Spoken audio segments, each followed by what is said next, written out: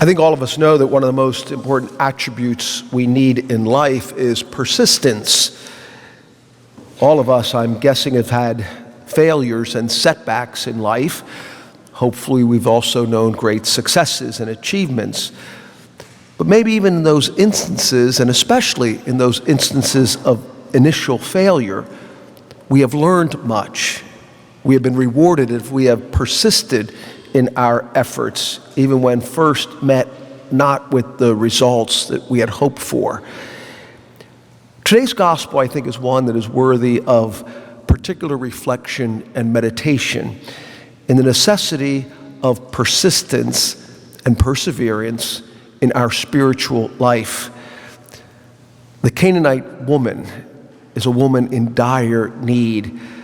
As a pagan, she is totally marginalized and outside Jewish society. In the wider culture of that time, as a woman, she had no legal standing. And lastly, her daughter is tormented by a demon. So think of the heartache and the despair and the pain that must be hers. So what does she do? She goes to the Lord and she cries out to him seeking help. But look what happens.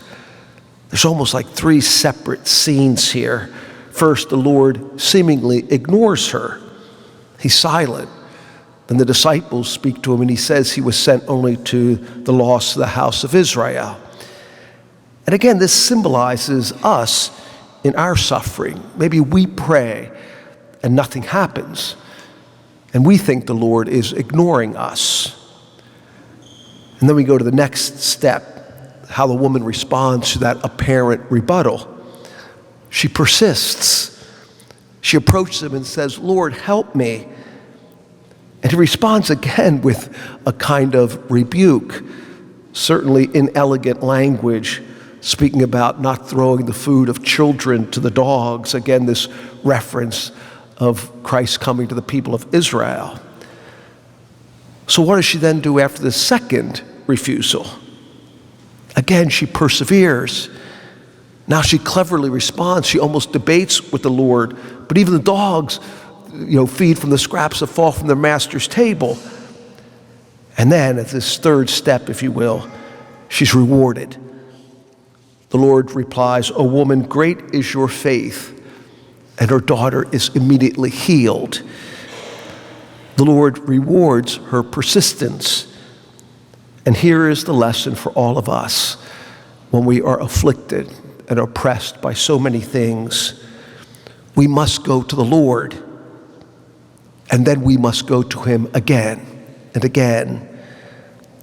The lesson for us today is that in all of our needs, we are to keep praying, and then we are to pray some more. To know with absolute certainty that God is always open and hears our needs, even though sometimes it appears that he is not listening us. To know that even in this seeming delay in the resolution of some crisis, that's an opportunity for us to be brought closer to him. We must trust in the fact that he infinitely loves each and every one of us, as he infinitely loves the Canaanite woman. And I think St. Paul is writing about this in a different way in our second reading. He's, of course, saddened in an incomparable way by the refusal of his own, the chosen people of Israel, to have accepted Jesus as their Messiah. But he sees that in that loss, now the offer of salvation has been extended to all the world, and that at some later time, it might still be enjoyed by those first called by God, as he reminds us that gifts and the call of God are irrevocable. And I think it's what our first reading for the prophet Isaiah looks at from a different perspective. It's believed this passage was written after the destruction of Jerusalem in 587 BC. The people are now in great distress. They are in exile. And they're certainly tempted to think God has abandoned them. But the prophet exhorts them to two simple truths. First, that they are to persevere in the faith, to observe what is right and to do what is just. And then he assures them that God's salvation will surely come, that he will bring those who remain faithful to his holy mountain and make them joyful in his house of prayer. So I think the message today in our readings is a very simple one.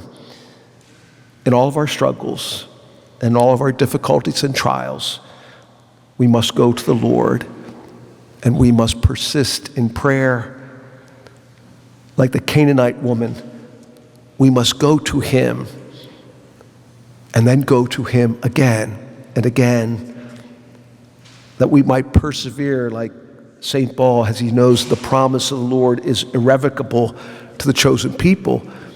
It is so in an even greater way to us in the church, the new Israel, as we gather here and every Sunday, joyful in his house of prayer, trusting that even despite what we think we lack and what we might see as perceived needs that are unfulfilled, to know with absolute certainty that God always provides us in his infinite love with everything we need.